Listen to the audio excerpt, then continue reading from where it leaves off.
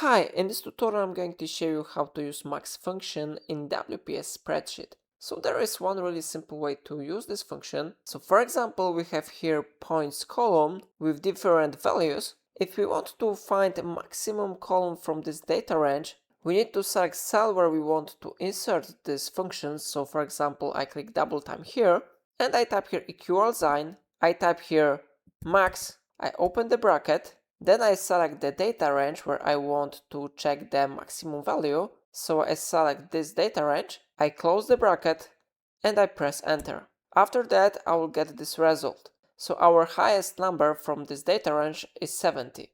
So how you see it really works? Of course, if you will change this value, for example, to 40, then this result should be updated. And now the maximum value is 52. So in this way you can easily use maximum function in WPS spreadsheet. If I helped you to do it, remember to like this tutorial and subscribe my channel. Please let me know in comment if it's of your problem.